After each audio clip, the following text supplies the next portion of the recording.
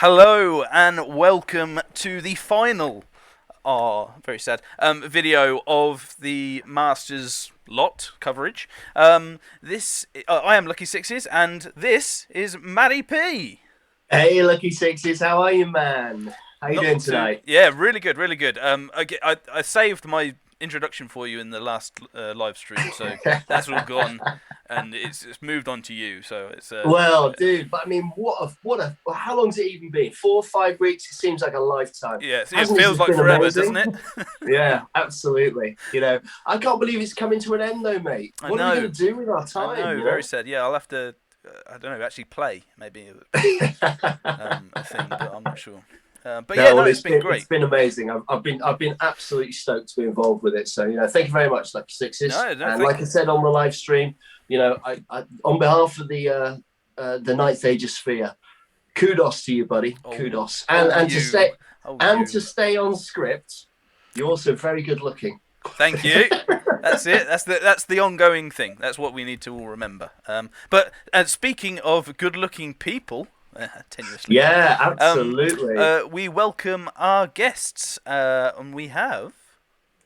Well, have we got a couple of guests for you tonight, listeners and watchers? Number one, he's captain of the England ETC team. He's part of the Masters Committee. Now, they didn't just break the mold when they made this player.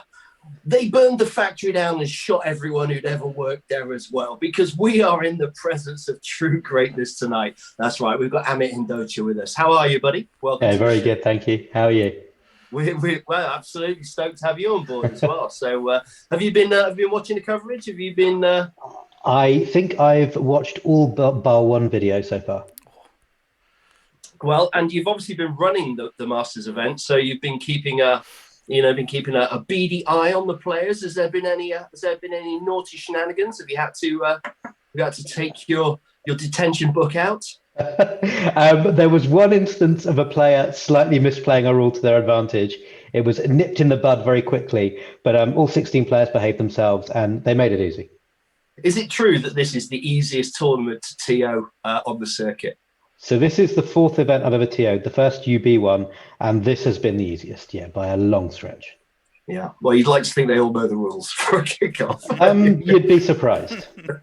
And speaking of which, our next guest.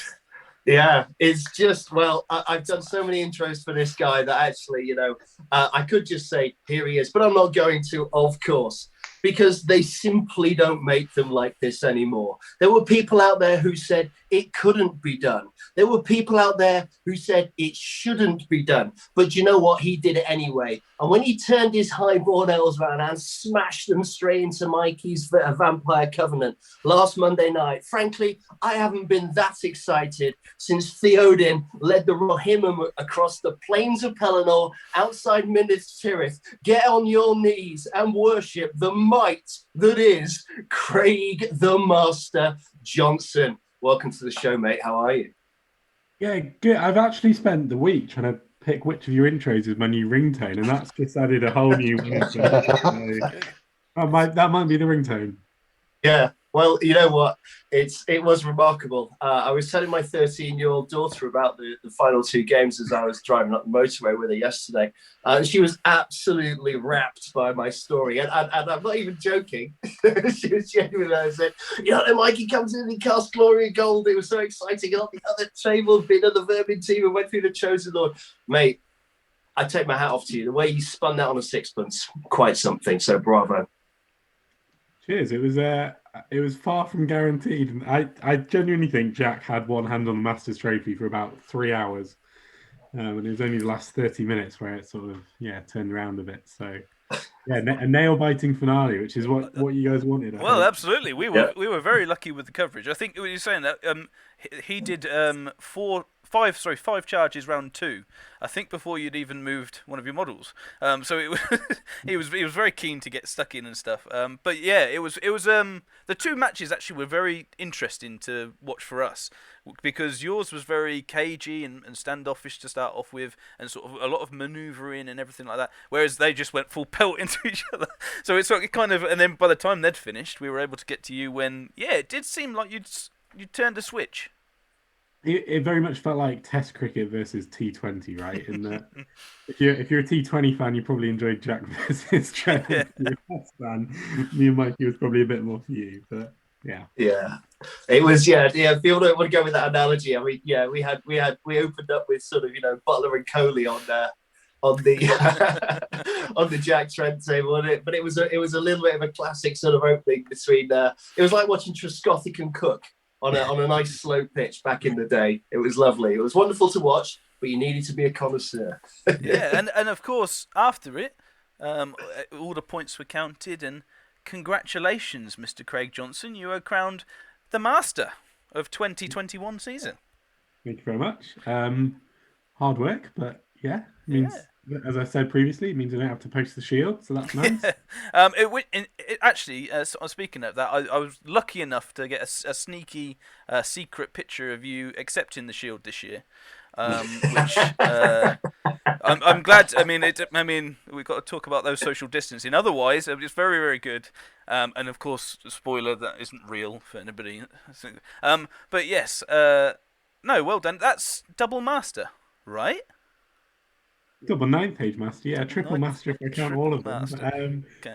Yeah, it was a very, very different Masters. I think it was a completely different beast, and I'm sure we'll jump into that later. But I think winning 2 tabletop Masters in a row is essentially displaying the same skills, whereas I think this Masters was, I found it a lot more grueling than last year's for sure, and it was hard work. But yeah, delighted, and fair play to Jack for pushing me all the way. Listening back to the coverage of the last game, because I flicked through just to see what you'd said, and I met up with my other half. Oh God, you didn't. And she, well, it was more on some of the things my other half said. She actually went home and watched it, which was a weird concept. But she was saying that, well, they were saying that Jack got unlucky and Jack had one hand on the trophy, and I was like, did they now? I'll go back and watch that. So no, I agree. And Jack pushed me all the way, and I think, you look at the final standings, which I'm sure again we'll come on to, and it was very, very tight between the two of us. He did beat me when we played, and pushed all the way. So, and that goes out to the others that were in the mix towards the end as well, like Trent in a first Masters pushed all the way. Yeah. Mikey was there and thereabouts all the time. Tanker for the first half of the event, same with Jeff, and there are a lot of people, a lot of quality players pushing the whole time, and it did literally come down to the last turn of the last game to decide it, which is what you want. So. Yeah. Yeah, it was exactly what we ordered, wasn't it? So thanks for delivering on that. But Amit, did you'll have watched the last 2 games? What was your take on it? Were you on the edge of the seat, just like we were? Hanging by tenterhook, because I couldn't tear myself away. Knowing how Craig and Mikey both play the game was never going to crack open until turns 5 or 6 anyway. So we knew it was going to be a slow burner. And seeing Jack pummel in turns 1 and 2 seems to be the only gear he has. So I think we knew that either he was going to run over Trent or just get shot off on his way in. So that one was going to be big either way. So it was all about whether Craig or Mikey could pull those points through. Yeah, absolutely. And you mentioned the final table, and I think this is a very, very good time to go towards it and have a quick look. So if my things work, here we go. Look at that, snazzy. Yeah, so, I mean, it couldn't have got much closer, could it? 90 and 87 points for you and Jack, respectively. I know when we sort of had you on, when your mind was all numb and everything after the battle, you sort of said that, there was a point in your battle where you thought, you know what, there's no coming back from this. I think Jack's got it. Yeah, I had Jack and Trent's game open in another tab and was tracking their victory points as well, which some people might criticise me for overthinking things, but I was aware that, especially when the Vermin Demon went in, if the Vermin Demon went down, it was looking like a 19 or an 18. And at that point, I therefore I could basically lose by 5, so I would have needed 13 or 14. And at that point, Mikey had the mission bagged up because I hadn't really played for it. I did try and make one play for it, but it didn't come off. And Mikey hadn't really committed into me, and I hadn't committed into Mikey, and I was looking at it going, I need to take off a lot of stuff here, or somehow get to that lake, which I thought at that point was impossible, and I basically couldn't see how to score enough points to stop Jack winning, and I was more keeping an eye on whether Trent could pull something around, whether that Vermin Demon could go through the Chosen Lord and then into the Warrior block and kill the Sorcerer and break them in one turn, and I was more looking for luck in that game rather than. I just didn't see where the opportunities were going to come from in my game, because it would have relied on a few things aligning. Yeah. But there was certainly a point at which I was despondent's probably too strong a word, but I was disappointed because I felt like the two key moments that let me get away from it was a key moment in my game against Jack where I dropped a few tournament points to Jack, and then also with how I chose to play against Mikey. Was it the wrong choice to? I'm not convinced I could have played aggressively against his list, but was it the wrong choice to play in the way I did? Yeah. No, it was really, and of course the Vermin Demon for Trent still had something to say. Probably after you'd made your decision. Actually, it was sort of, I don't know how much it changed that thing. I think it was 2 or 3 battle points in it. He might have got a 20 if he had killed the Vermin Demon straight away, but the Vermin Demon came back and had a few pops at his Lord and his Feldrax to sort of give you that opportunity, if you will, to go for broke and get the big numbers. Yeah, I do think, as I said, I was trying to track the VPs, and I think it would have been a 19.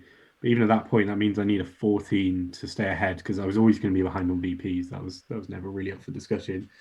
And I just simply, at that point in the game, I think it was start of turn 4, I just couldn't see where it was going to come from at all. And I think that's, it's quite frustrating to almost, it was a feeling of powerlessness in a given moment in a game where I was like, I don't really see how I can engineer big points out of this.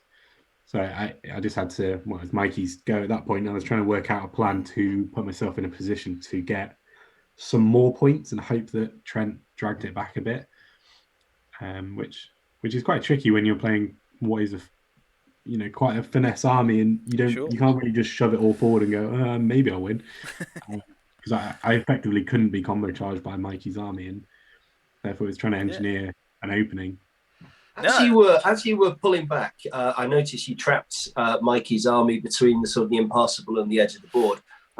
Were you thinking Leonidas Thermopylae there? Was that in the back of your mind there? He couldn't bring his overwhelming numbers to bear. And it very much was trying to condense the battle line because he has more units, he has wider units, and he has. I basically, as I said, I couldn't let him combo charge me. I think the Sea Guard can probably take any unit one-on-one, but as soon as there's a second unit, they get battered. And the Griffin can't do certain things, but can do other things. He preferably needs a combo charge or something. So it was very much about trying to condense that battle line so that if there was a commit, it was less risky for me and more in my favour. And that impassable, I was always going to play in that bottom right, which is why I put the objective in the bottom left to try and make Mikey go that way. So that sort of worked. And the impassable was always going to be key. We both have a couple of flying threats. So he has the Spirit House and the Reapers, whereas I obviously have the 3 flyers. And so trying to use that pit of impassable and get my maneuverable units to use that better than his was sort of the battle plan. And it eventually shook out that way, which was quite satisfying.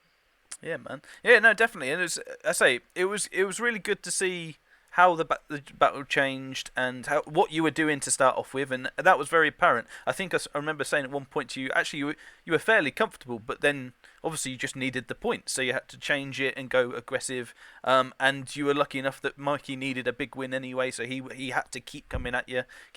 So you sort of pounced on the opportunity, and when those gas failed a long charge, I was like, right, let's go. This is it. This is my opportunity. You pounced on it, and it worked. And it was really, really, really interesting to see from us. And for us noobs, relatively speaking, it was good. It was good to see that and sort of learn from that as well. And that you need that plan B and everything. So interesting. You call me a noob. I played my first game of Warhammer back in 1988, mate. Which is right. There you go. I said better since then. Yeah, I said noob to save our own grace of not being very good. It's fine. I've accepted who I am. I'm comfortable with where I am. Amit, what do you make of the VPs there? Is there any thoughts on that? I mean, there's a pretty wide range. Is Mikey in there at sort of 7,000? Is that what you're anticipating? I mean, obviously Jack's got a fist in the face list up at over 21k. Anything catch your eye in that? So Mikey has won events before where he has scored in the bottom half of VPs and he still won the event. So a good player with a good list can focus on things like objective and score just enough points to keep tallying up those points to climb the ladder, make sure you're in and around the top tables for the last game to give yourself a chance. And in reality, you normally need 15 or 16 points a game to win the event. You don't need to run people over 20-0 every game to win an event. And Mikey is superb, making sure he wins the objective and then scores enough points that he's always hitting that 15 and 16 mark. And he sort of proved it again coming into the last game. He hasn't scored too many VPs, but the VPs are only a secondary factor. And yes, they've cost him 2 spots here, but he gave himself that. He built the list to win objective and then to play for points where they became apparent. Yeah, absolutely. Yeah, I mean, he absolute, machine. A bit like a metronome. Consistently performs at that sort of level, doesn't he? Anything on the sort of the higher end there that surprised you? I mean, obviously we got my mate Kev Stonebanks down there. Sort of, there's a couple of 16K lists down there with Marcus and Kev. They're traditionally quite aggressive players. The two that jump out at me for a player that is very aggressive, Adam Tanker Jones only scoring 10K with his KOE in an army that can't really sit off that well is surprising for me. He's someone that typically and Craig and I have just finished a team event with Adam on the team, which is an international event. Tanker either comes back with an 18 or 19, even when he's told to play for a draw, or he comes back with 2. So him scoring 10,000 VPs is a surprise. With the Beasthead armies, you've obviously got Jeff and you've got Kev. Them both scoring big VPs is not a shock. Their armies need to be up close and personal. And even when they lose, they trade points so well that I think they're going to score highly in terms of VPs. Rory, again, Sylvan Elves, shooting sort of a mixed arms list seemed a little bit lightweight in combat, a little bit lightweight in shooting. So it wasn't quite heavily skewed in one direction enough, probably paid true. I think the other one that jumps out is Trent with primarily a gunline army scoring nearly 18,000 VPs is nice as well. Yeah, absolutely. Yeah. Well, no doubt there'll be a little section on Trent later on because it's really interesting. I think how far he's come in the scene. In the year, but I'm fascinated to know, Craig, how long before you were on the phone to Scrub after you won? Was it that night?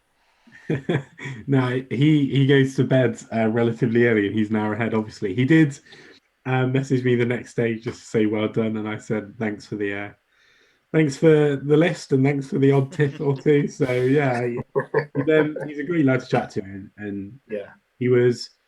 Before I submitted the list for the Masters, I had a really lengthy conversation with him over Discord, just by message about the list, trying to understand how it worked.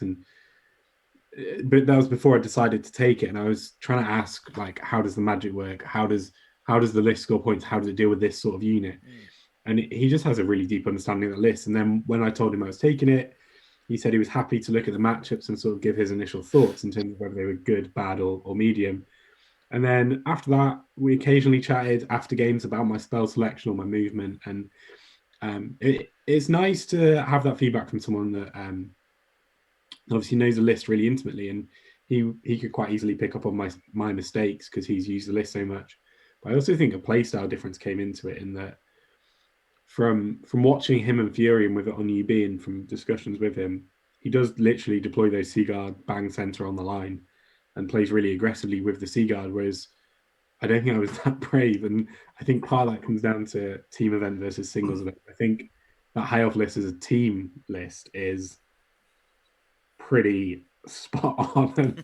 And if ETC was going ahead this year, I would be strongly bugging Amit to find someone to play it. Not that I know who in the team would actually play that off the top of my head, but I think as a singles list, it is slightly terrifying because you're essentially relying on 27 toughness 3 guys to do everything.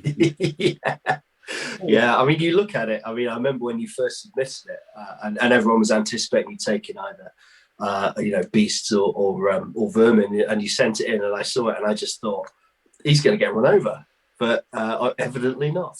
So. That's the exact thoughts I had when I saw it in the list document, though. Like when the list documents come out for big international events.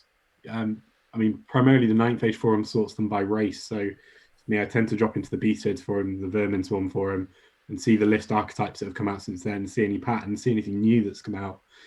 And other than that, you just sort of scroll through and see what the top teams have been taken. So I always scroll to Germany, to Poland, to Spain to see what their sort of meta is and their direction is. And when you see two players of the quality of Scrub and Fury, and they're on the same list, and you look at both lists and go, yeah, I'd probably mark that as a big win. I'm surprised more people wouldn't. It does make you question, are you missing something in the rules of Ninth Age and how to play Ninth Age, or is it just that? I felt like I was missing something when I first read it, and that's why it really appealed to me. And I don't regret submitting it. It was hard work, and it was really interesting as an experiment. But yeah, I certainly looked at that list initially and went, I don't understand why two of the best players in Europe are using this list, because on paper it looks not great. Just on tangent, on the event that Craig's looked down the list for was New Year's Revolution, which was a team event. And just a small anecdote. It's a US-based team event. So when Craig and I were on the same team, and when we initially saw the lists come out, we quickly realized the American meta is so different to everything we're used to. We all thought we had the worst lists in the world. It scared all of us. What way was it different? Because we can just drift into that for just a moment while I plug my phone in as well. Imagine the crunchiest combat lists you can imagine. Typically, it's a five-man team event. I think there were 3 of those in each team.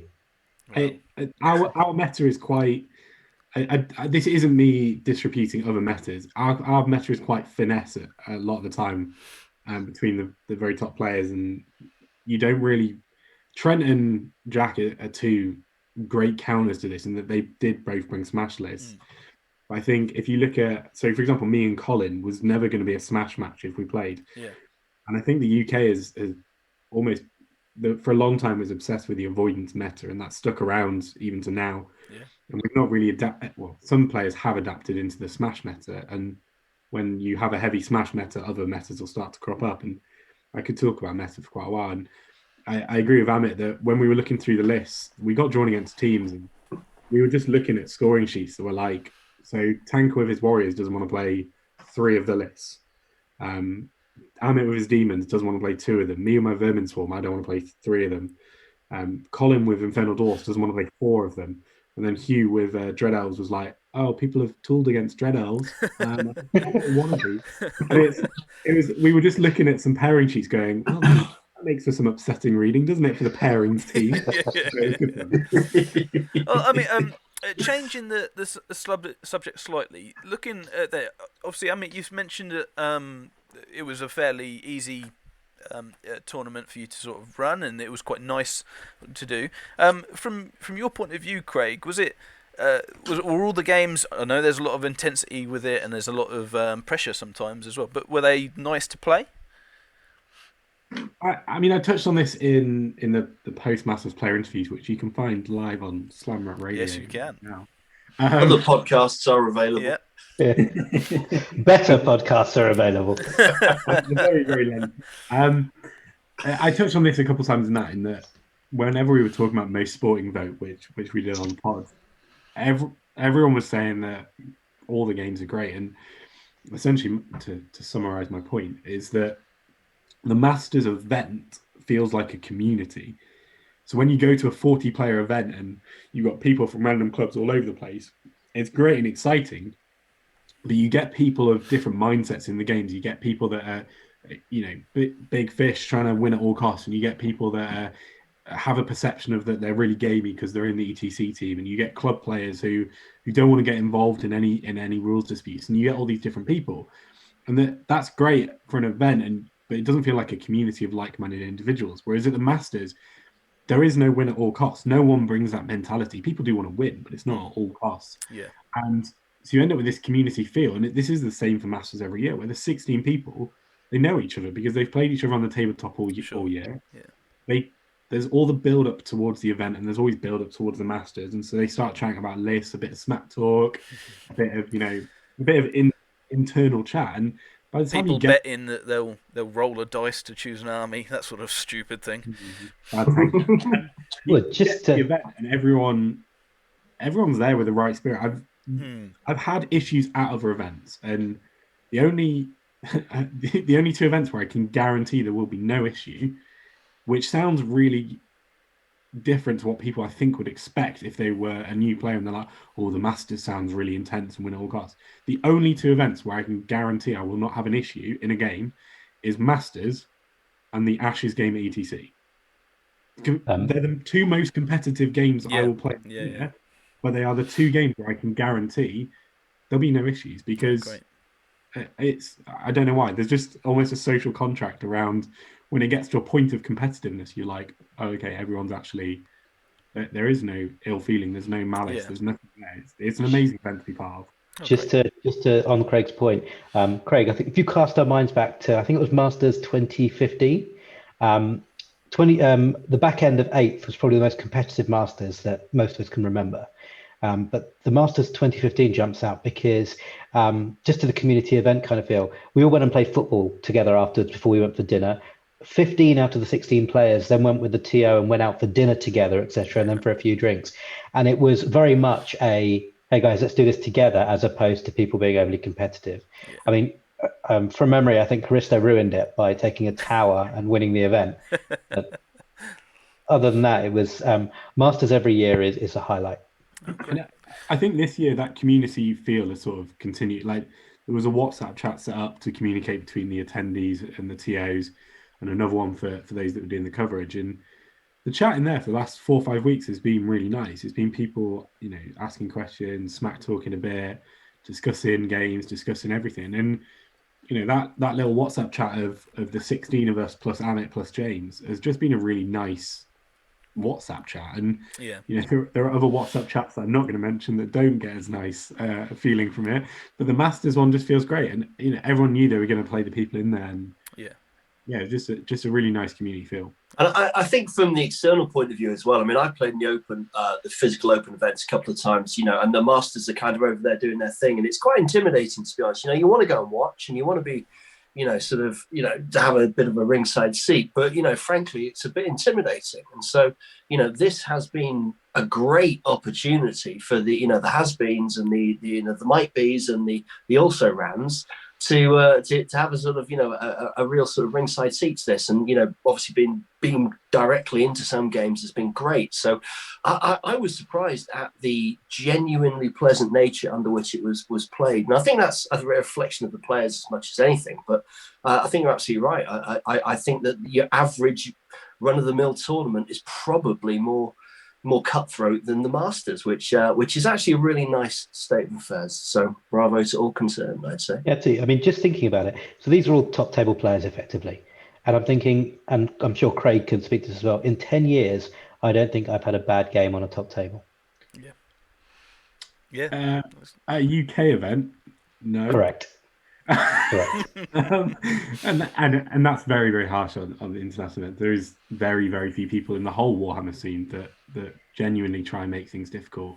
I'm obviously not going to name any names, but I can count the people that I feel go out their way to make games unpleasant because they want to win at all costs from the last 10 years of fantasy on one hand. And you know, it's a credit to the community we have as a whole, both in Warhammer and then into Ninth, and just the hobby that we all play.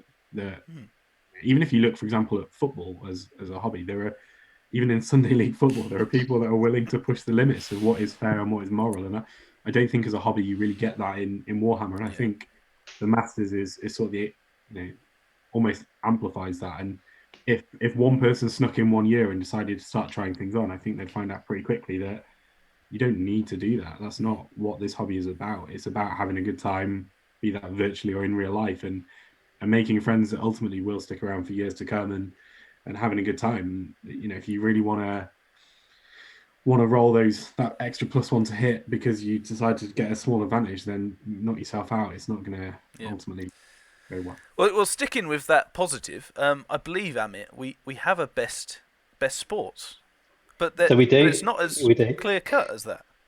So a small anecdote here. There were 2 players that were tied for best sports, having collated all the votes. Now, the way this typically works is the TO would call the players forward at the end of the event and have them roll a dice each. And the lowest roll would win best sports. Now, given that we're doing this virtually, I had to ask both players to virtually roll a dice.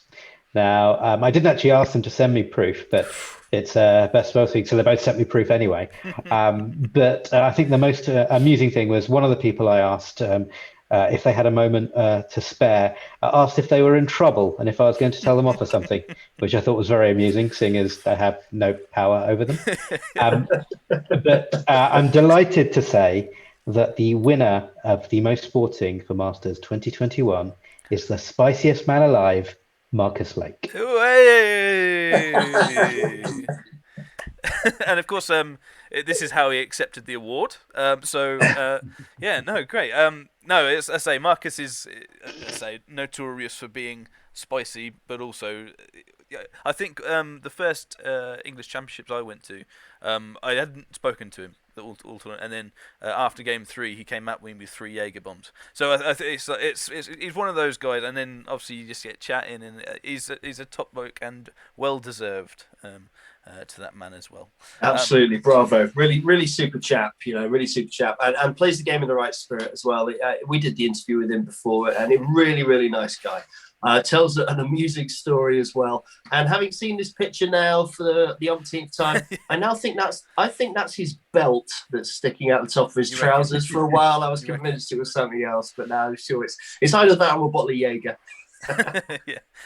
We're gonna. So congratulations, Marcus. I mean, congratulations to everyone. I do want to say a quick thing on all of the players, yourself, Amit, everyone has made this coverage possible. Literally, I'm that nerd that's really eager and keen, right, to get all this stuff done. But it would have just been me nagging people otherwise. But you guys have been fantastic in just saying, yeah, we're up for this. We're coming on to videos and different podcasts and things. And you could quite have easily just said no, and we would have been, that's fine, carried on, and I would have just done pictures instead of you guys actually coming on. But it wasn't that, and it's been made really fantastic by being able to get your opinions, being able to get your actual games on, and hear you talking about not just the games you're playing, but what you're thinking about before, during, after. So a huge thank you from us to you guys for letting us be a part of this, and making it what it is, because all the graphics in the world couldn't have substituted you guys and your support with it. So thank you from not just behalf on the content providers, but the community, I think. So thanks very much for getting involved. Yeah, absolutely. Yeah, I really want to second that. It's a wonderful opportunity for us, down on the bottom tables to have a little window into the top tables and to live vicariously through you. It's been a real ride, hasn't it? It's been fantastic. It's been thank you. We're going to take a quick break there to get ourselves a drink and get ready for part 2. But also for you guys to get another look at Jack Ticks round 5. Now, some of you might have known this is Jack Chapman telling us his wonderful tactics and complete with UB demonstrations. So, without further ado, here is Jack Ticks, the last in the series, or Series 1, anyway.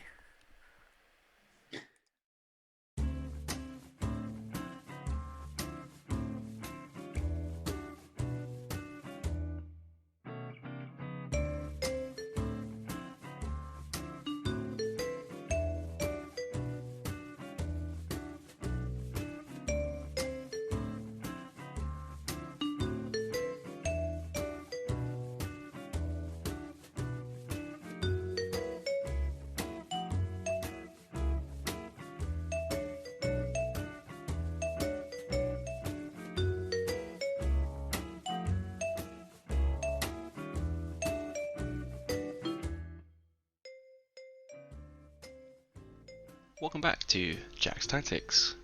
Here's a fun little trick that I've used a few times to catch people out. It's quite good because it looks like you're doing something that's really common that people do all the time, but in reality you are pulling a clever feint on your opponent, so to speak.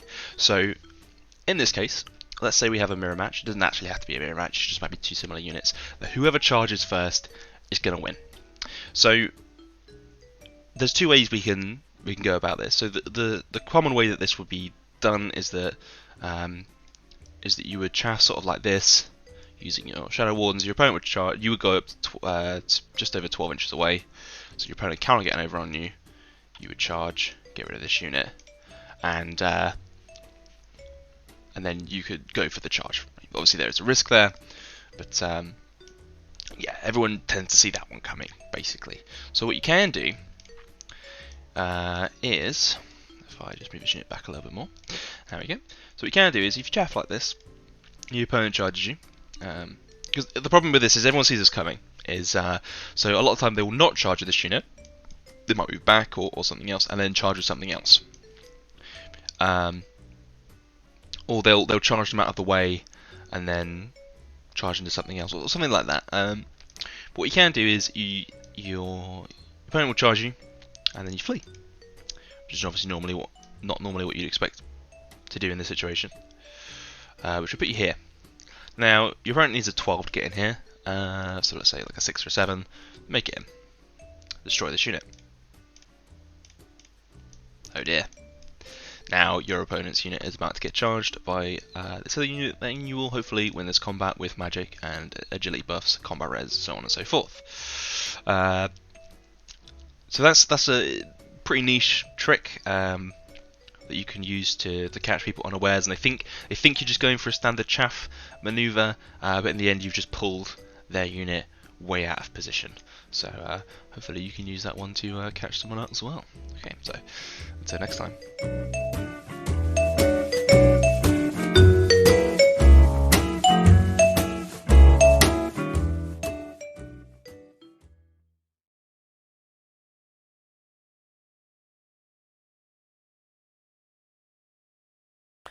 There we go. Jack's Tactics, Jactics.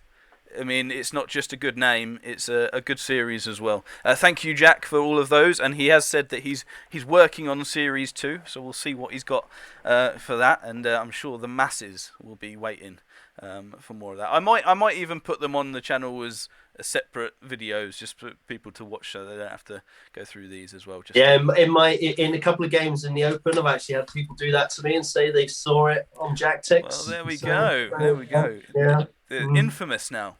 Infamous Jactics. But no, thanks very much for doing that, and it's been very useful to look at. So we reach a point where we have nagged and nagged and nagged all the way through the coverage for people to join our competition. And what a competition, right? Absolutely. We had some fantastic prizes sent in, didn't we, Lucky Sixes? Yes, we did. And the community responded, didn't they? They dropped the server on the inbox, didn't they? So which is fantastic. Yes. Yeah. No, we had 40 entrants actually, which was fantastic. We did have 3 wrong answers. But that's by the by. But if we sort of go to it, the question. Oh, I don't have the question here actually. But these are the prizes actually, which we will go to, which I think are very, very impressive. The whole list of prizes. We've got. Well, we'll go through them individually, but yeah, very, very, very, very interesting. I'm pleased to note they are not the only prizes. So rather than just have 7 winners, which is awesome anyway, we will actually have 10. But I'll get onto that a bit later. Surprise prizes. So first of all, before we announce all the winners, and we will be doing so individually for each one, I want to say a quick thank you to the sponsors. These and some others actually that I haven't been able to put onto this bit, but who provided all the prizes and everything. It's been fantastic, and yeah, it's been really nice to give back to the community and give people a chance to win some of these fantastic things. So how we're going to do it is we are going to bring up each prize on the screen, and then is it Amit? Have you got access to UB? I have indeed. So I'll be asking you to roll a D37, if you will, for each award that we do. Now, if you just give me 2 seconds, I'll get the list up, because I don't want you guys really knowing who the things are. Yeah, so did you guys get to see some of the competition prizes? Matty, I know one of them is from you, actually. Yeah, well, I'm shining it around my room as we speak. It's very exciting. I like lasers. This was in fact, if you give me a chance to explain myself, I will do, because I won this as part of a tournament when I won that tournament. So I won some vouchers for the for Common Ground Games up in Stirling, home of the Scottish Championships, and with my funds, I bought a couple of lasers. Couple of high quality lasers, not like the ones that are available from a different company that I shan't name that break all the time. But these ones are absolutely world class. TabletopLaser.com, and I'm shining it at anybody that cares to come close enough to me as we speak. Well, there we go. Well, I mean, shall we do that one first, my man? Here it is. If I just need to get rid of this. Boom! Oh, no, hang on. Slight technical hitch, everybody. Here it is. Here we go. So the laser pen from Tabletop Laser. It comes with your recommendations, right? Absolutely, mate. Absolutely. Can't get a better laser on the market. Well, there we go. Well, Amit, if you would roll a D37, please. So I can't actually use UB because it only goes to D20s. But I found a D37 generator. Someone built a D37 app that I'm currently on. And our first number... They clearly knew how many people we had in. What are the chances? The first number to show up is 6. 6. So that is good, man. One of my personal favourites of the scene, and possibly a bit of a man crush, I'm not going to lie, is Felix Newman. Hey, Felix. That's awesome. So I guess the way we're going to be doing this, Lucky Sixes, is the winners need to make contact with us. Tell us where you want us to send it. Yeah, and no doubt you'll be providing them with the information, and I will be winging its way to you the very moment I can bother my ass to get to the post office. I just want to point out that wasn't fixed, despite the fact that Felix is England vice captain. Yeah, absolutely. No, he entered, and to be fair, you don't know the list, so it would be me that's making it up if so. It's when all 10 winners are just the 10 other members of England. Yeah. Well, 4 of them are here, right? So. Right, so there is the laser pen coming straight to you, Felix. The next one I'm going to show off is no, that's not Felix as well. Don't worry. I just need to change it. Oh, I should have practiced. Is a goblin painted by the Gobbo from the PTG channel. Now I've also got this in here. So, as you can see, it might be a better picture, I'm not sure. But it's a lovely, lovely model with a paintbrush. How apt. From our commission painter. So that's going to be heading in a lovely case as well. Not going to be broken. So that's going to come over. If you wouldn't mind, Amit, doing another D37. I feel like a bingo caller. I know, yeah. Well, yeah, do the numbers. Lucky for some, a baker's dozen, 13. 13. Fantastic. Well done to Philip Gisbert Astophilie. And that looks to me like the email address looks to me like it's coming out of Germany. So there's going to be an interesting little trip there. Don't forget, you've got to pay all your export duties nowadays, what with Brexit and all those sorts of things. Probably cost you a couple £100 to send it. Yeah, it might do. I might be hand delivering that to you, Philip, whenever the lockdown finishes. But yeah, well done to Philip for that one. So next one, let's go over to the Nurgle Champion. Let's do another model. The Nurgle Champion model. So this is from Rotten Factory. Again, I've got it brand spanking new. That's what it much better than looking at parts, right? But yeah, so this is an unpainted model, unassembled as well. You can paint it however you like. Isn't that wonderful? Amit, do the honours. 2 swans, 22. 2 swans. That's Andreas Bock. Good old boy. So hang on. Let's give you the. Well done, Andreas. You might be able to get some sort of 2-for-1 on your export permit there, mate. So I was going to say that's yet another European export. Yeah, no, yeah. Oh goodness. Right, yes, no, but we stick with it. Right, well done, chaps, well done. So the next one, so it's going to be a Heretic gaming book. It's only one though. This is a deceiving picture. So you get one gaming book from Heretic Games, from Will. This is his name. I nearly forgot then. I nearly blanked. So thanks very much for lending us some of them. Amit, what have we got? Up the bum, number 1.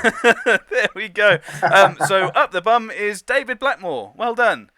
You get a gaming book which will help you track all of your wonderful games. So well done. That's much more because Will and Dave like live next to each other, so they'll just go throw it out the window, I imagine. Yeah, absolutely. Right, so that is 1, 2, 3, 4 done, I think. The next one is going to be this is an interesting one. A TTS subscription. So this is Tabletop Simulator, and here's a few screenshots of what you can do in it. Create armies and play. Oh, this is specifically Essence of War, which is the 9th Age quick starter game. So you can go straight in there and play them games. This is done from Veil of the Ages channel. Thank you very much for giving us that. And yeah, basically lets you play stuff in 3D, which is very nice, very nice. Getting closer to tabletop, which is why it's simulating in a way. So next, as you can see, I'm filling for Amit to give us a number. A pair of legs, 11. Legs 11 could not be more appropriate for Sean Hughes. I love it. Oh, that's awesome. No, only once I've done that in time. Yes, well done, Sean. So TTS subscriptions coming your way. You need a Steam account to accept that. Probably should have said that to start off with. But yeah, so get on the Steam account because the TTS subscriptions coming your way, my man. Right. So that's 5, if I'm counting right. 1, 2, 3, 4, 5. Yes. So we've got 2 more, which are sort of the same, but very different in their own ways. Firstly, we have a commission painting of standard size infantry model and no larger, I've been told, from Kev from Paired Weapons Podcast. He does say this with a reason, to be fair, because I've known Kev take a year to paint one of these models. I'm sure if it was Minotaur sized, he would probably be okay. Yeah, well, we'll get you in touch with him so you can discuss the commission first. But maybe he's got wiggle room. But Amit, who gets the wonderful Masters entrant commission? It's number 4. I don't know the bingo lingo. Number 4, the bingo lingo. Oh, wow, it is my boy. Another Masters player, Trent Barnard, who entered on seeing some of these things. So well done, Trent. What a year for him, eh? I mean, not only has he got entered the Masters, blah blah blah. He's got a commission from Kev. Big time. Honestly. Big time. Yeah, now I am sick with jealousy. I've been doing this 30 years and Kev's never paid me anything. Like, he plays for 6 months, he gets to the Masters, he has a shot of winning it, and Kev's painting him a model. I've had enough now. So, Trent, well done.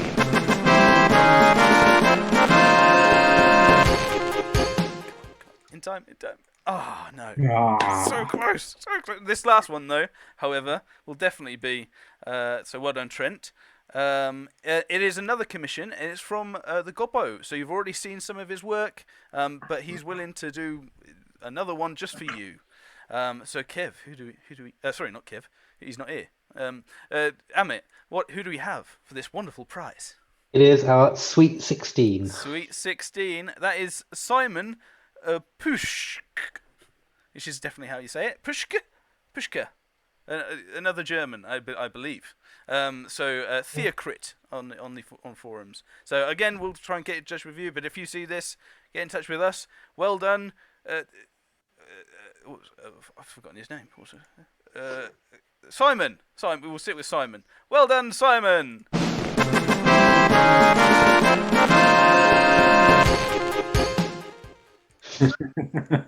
Oh, I've spelled it wrong. Damn it! It is Simon. I promise. That's how we spell There Simon we go. in England. This was too technical. I was doing too many things. I'm but a man. Come on. So yeah, well done to all of those 7 winners who get the prizes that we advertised from the start. Thank you very much for entering. It clearly means that you've listened to one of the podcasts or the videos, and it's been great. And again, another thank you to everyone putting that on their podcast and editing their podcast. Some for the first time, I've been told. But yeah, no, fantastic. Really, really good to get everyone involved and have something that we could all share. I was thinking it would go to the community, but Trent gets in the way of that, doesn't he? I know, yeah. He's selfish, yeah. that boy. He wants it all. He wants it all. He's just living the life, isn't he? He's one of those. He's just I don't know. He's like the sort of the James Bond of the Ninth Age world. He's got it all, hasn't he? But just to be clear, so if you've been lucky enough to win one of those fabulous prizes, then just drop us another email to the same address that you sent your entry in. Let us know what your postal address is, and it will be winging its way to you. Yes. In my case, almost immediately. In Kev's case, probably by the end of 2022, something like that. I'm intrigued to see if Trent picks a commission painting of a throwaway Skaven model, like a single Skaven flame. Yeah, absolutely. Spray it and dip it. It'll be done in 20 minutes. Hey, maybe it could be the first model of his new army. I mean, there's no chances there, really.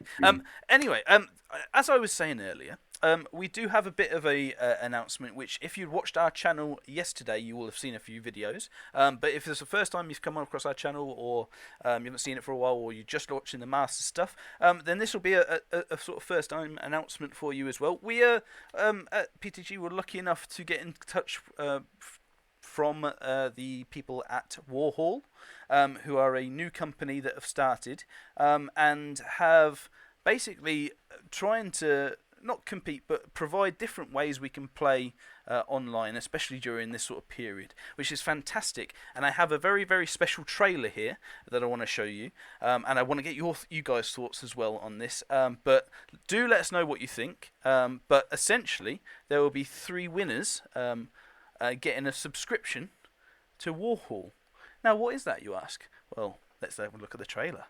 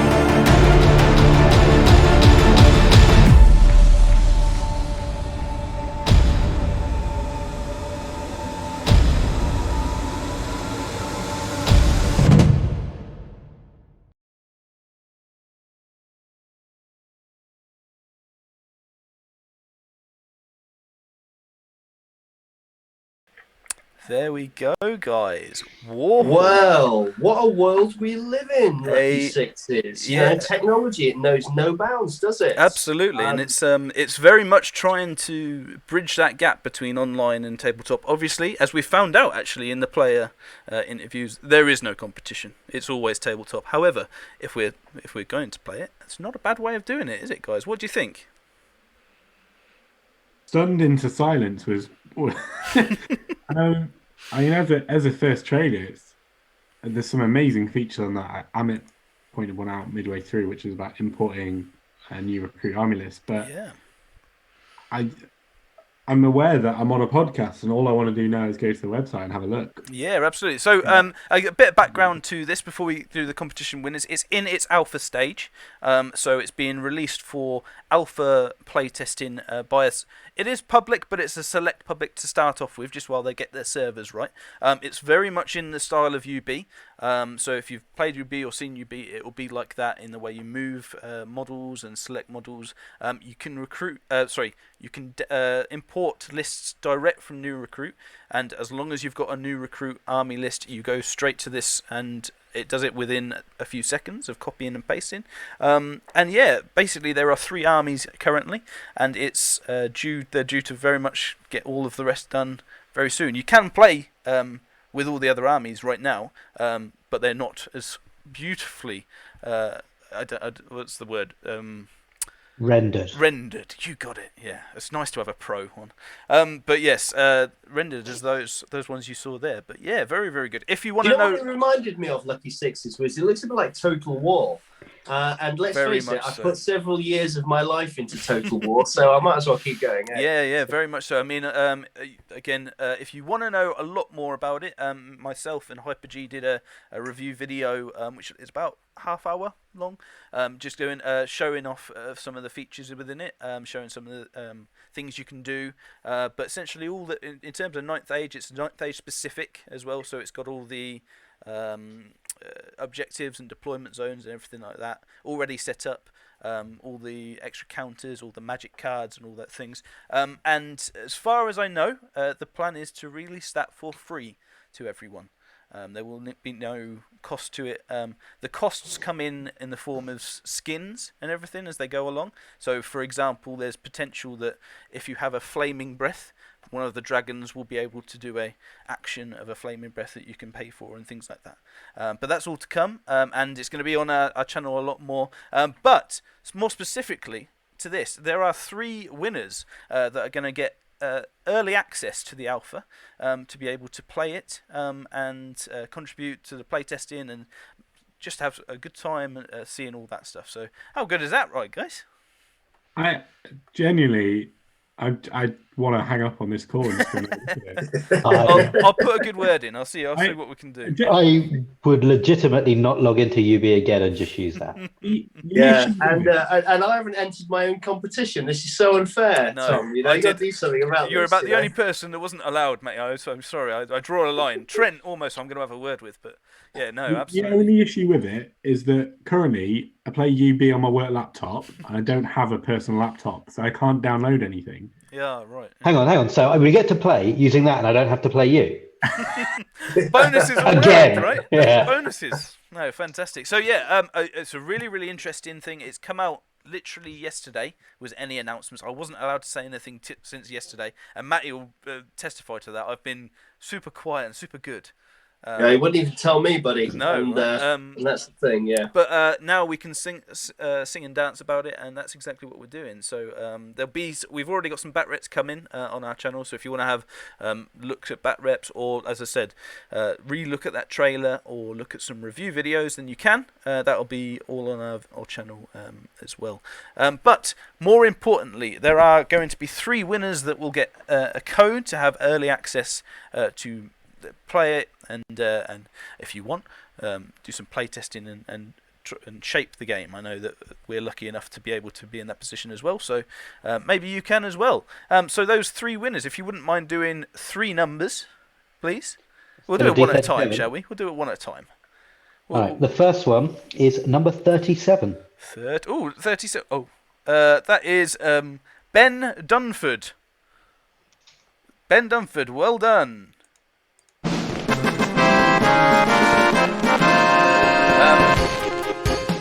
I haven't got the. No, I'm not going to do the names because there's 3. That's what. The next one. Number 9. Number 9 is Rick Newman from Agner's Gaming, which is so well done.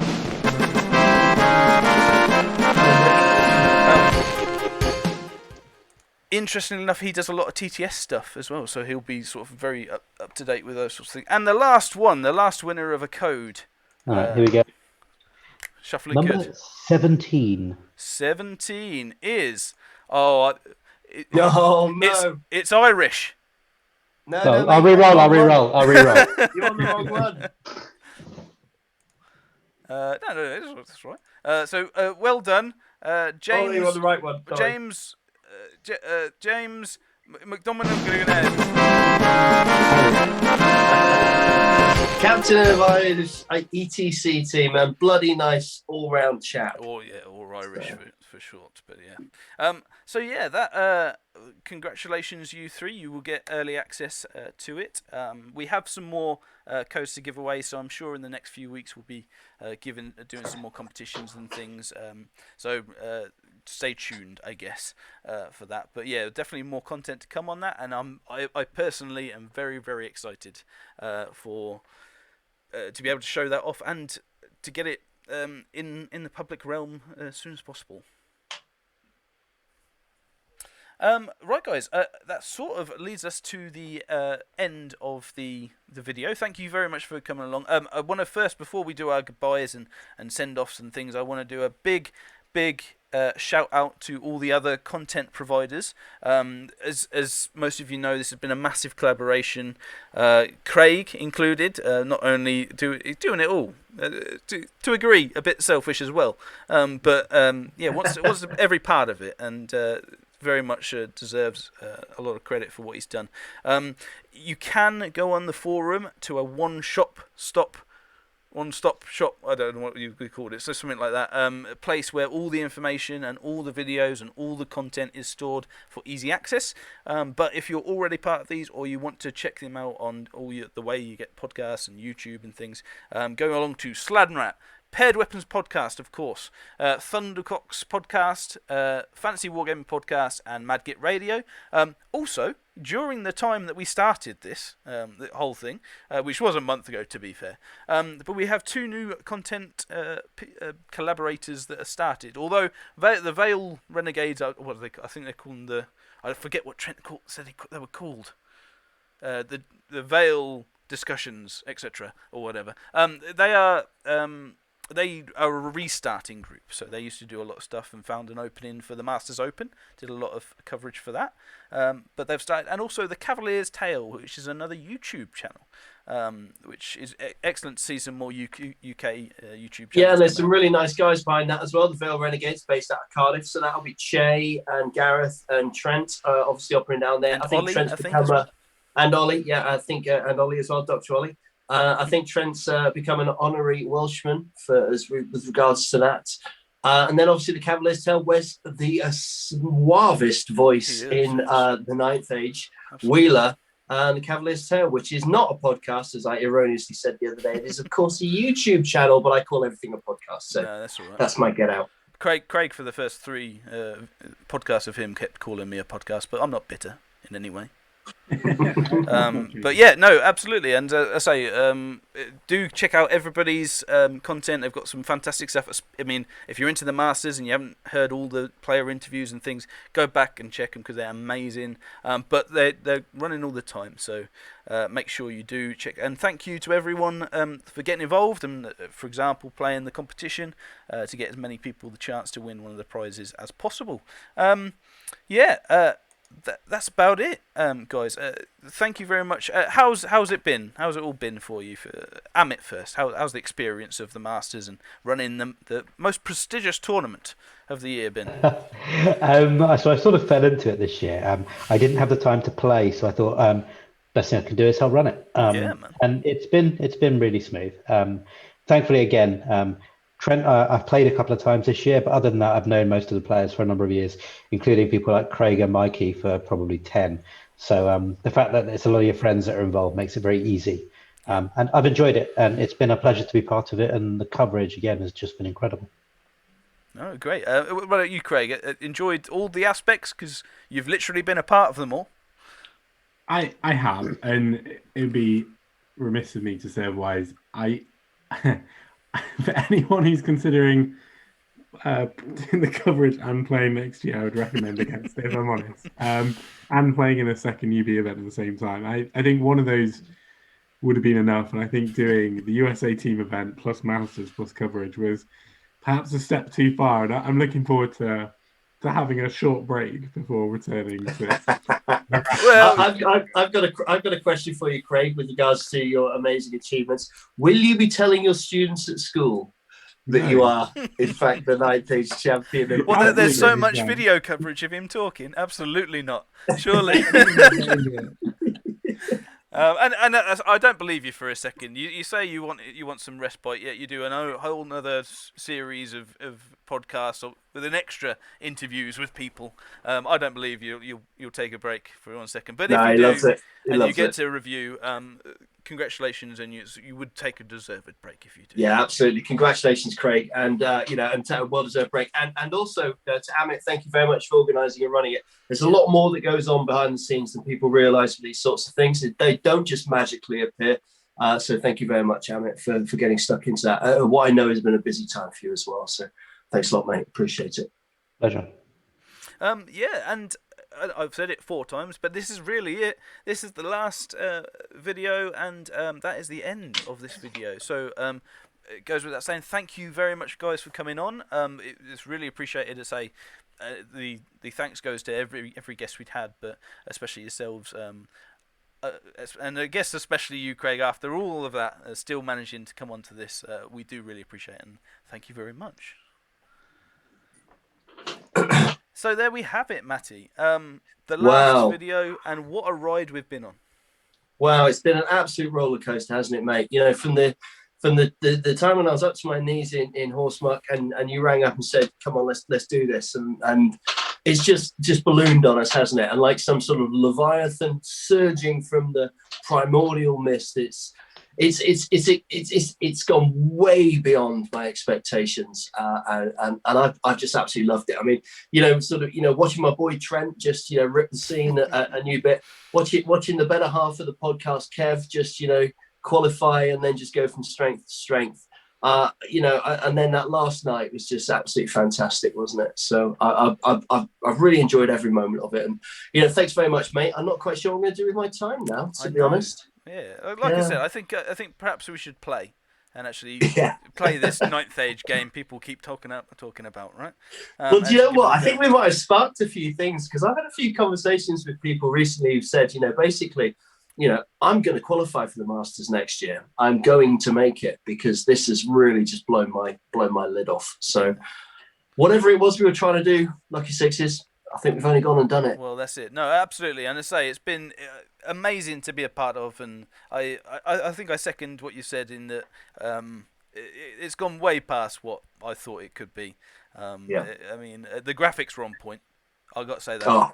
They were the thing. But however, in terms of integrating with the community and like the live stream coverage, how many people watched it was fantastic.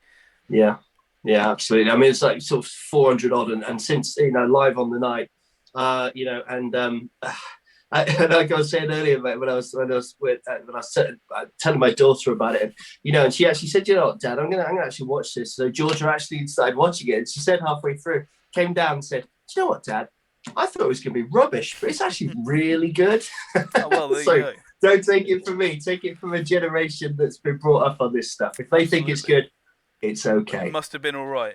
Yeah. No, but yeah, I mean, to everyone that's commented or got involved with the chat when we've done the live streams, or even just got involved with the competition or whatever. However, if you've just watched and been in the background, thank you very much. And yeah, until next year. Yes. Until next year. Adieu. And thanks for watching. Absolutely. Thanks very much, and see you later.